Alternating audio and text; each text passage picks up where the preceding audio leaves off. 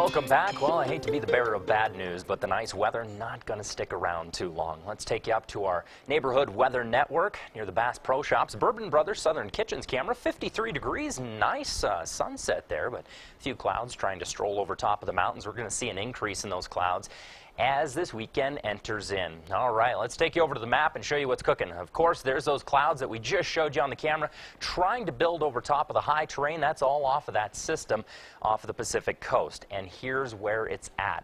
Massive amounts of moisture streaming up off of the South Pacific. Area of low pressure is just hooked onto all that moisture, bringing it up across the region. Usually refer to that as the Pineapple Express. When we turn on the water vapor imagery and show you, anytime you start to see the purples and the real thick whites on there, that is a significant amount of moisture that's moving across the region. And as you notice, that is all tracking our way. So here's how things are going to play out. Yeah, Mr. Sun, he's going to be moving out of the region. That was that area of high pressure that's been planted over the state and brought us just an absolutely gorgeous week. But this area of low pressure made its way inland off of the California coast. Some pretty significantly colder air with that as well. That's what's going to help to kick off the flurry activity across the region.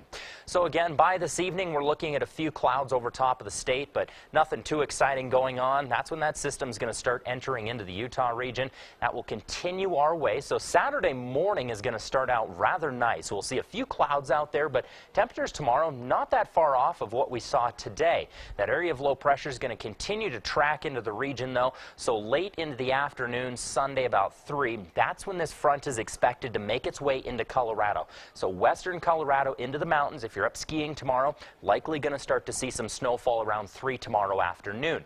That front will continue to move in, not quite making its way to the Springs in Pueblo, though, until late Saturday evening. So by about 10, we're going to start feeling those real gusty cold winds and that colder air shooting out from that cold front. And again, that's when that moisture is going to start moving in. So here's how all that moisture is going to break out as for snow accumulation. Again, do keep in mind with those daytime highs above freezing, likely going to see kind of a rain-snow mix, so we might see some kind of treacherous travel out there. As you notice, the heaviest impacts are going to stay to our south and north, kind of creating a big donut over southeastern Colorado here. As we break it down for you into the Monument region, we're looking at about 4 to 8 inches across the Palmer Divide. As we move closer to the Springs here, expect 1 to 3 primarily on the northern end of town. Still going to see a little skiff, though, further south. Up into the mountains near Woodland Park into Cripple Creek, likely 2 to 4. Further south, we're going to look right around the 4 to 8 as we start moving into the mountain ranges there, and even heavier down south, looking at 6 to 12 along the New Mexican border, and possibly even a trace as we move into southeastern Colorado. But that system looks to be moving out very quickly, so it's not going to linger too terribly long. Reason for that is the winds. If the winds were more southerly, this thing would stick around for a while, but we're looking at more of a northerly flow, so it's going to jet on out of the area fairly well. But that's not to say it's not going to pump out some snow, because it will.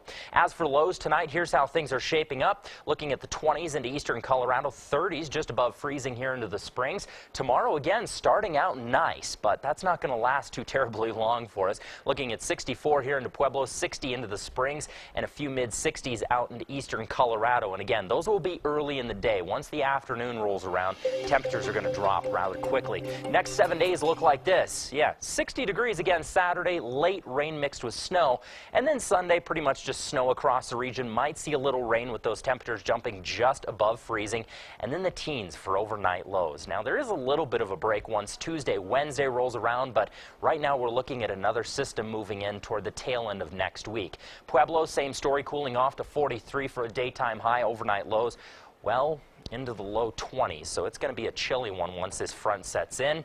As we move into Canyon City, roughly the same story there. 64 degrees for your Saturday, again early, and then those temperatures tapering off rather quickly.